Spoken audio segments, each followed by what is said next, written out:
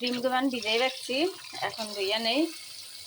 এই যে, আর ডিম সবসময় আইনে আমি পানির মধ্যে অনেকক্ষণ ভিজাই রাখি।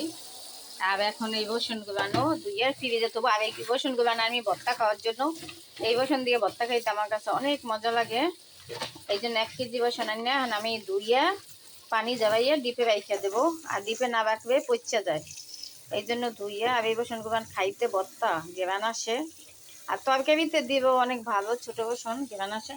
আর ইন্ডিয়ান রসুন আনছি, ওইটা 2.5 কেজি করে আনি। এখন রসুনের দই বচ্ছে, দেখ অনেক দাম রসুনের, 180 টাকা করে রসুন বাবা কেজি। পেঁয়াজ 100 টাকা করে। কোন দেশে আমরা বসবাস করি? যাই হোক, এই যে এরকম ধুইয়া সুন্দর করে ডবে ডবে তারপরে পানি জড়াইয়া ফ্রিজে রেখে দেবো। এই যে ধোয়া হয়েছে। যাই হোক, আর ডিম দেবানো বাজার অর্ধেক বাজার করা হয়েছে মাসের, আর অর্ধেক বাকি আছে। আসসালামাইকুম এভরিওয়ান।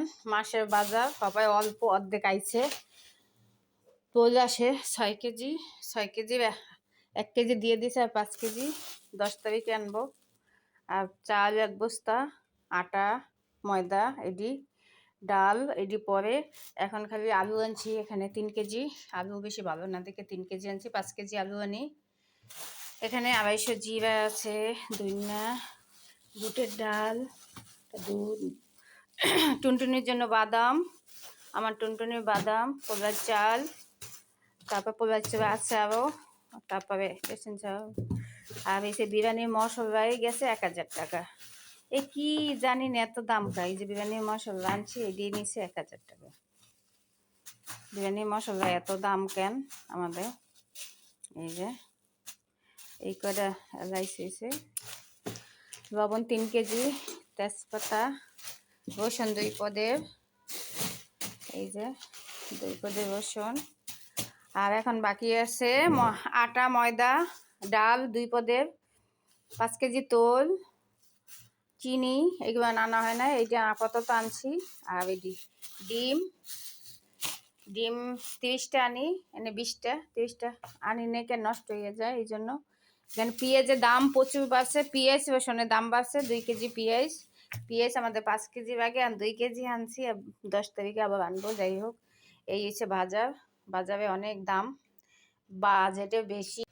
যে পিঠা খাওয়ার চাল, চালটা বাঁচতে হইবে।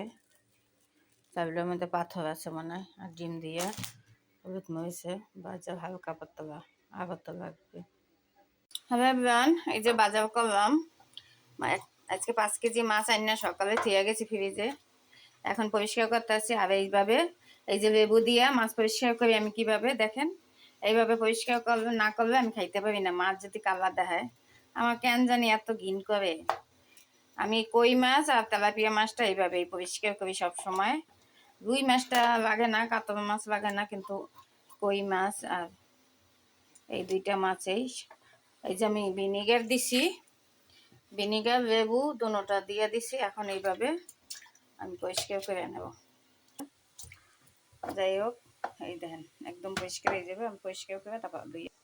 এই যে আদা ধুইছি, আবার কাইটা যখন রান্না করবো তখন দেবো। আর এখন এরকমই আস্তা ফ্রিজে রাইখে দেবো, শুধু ময়লাটি পরিষ্কার করছি।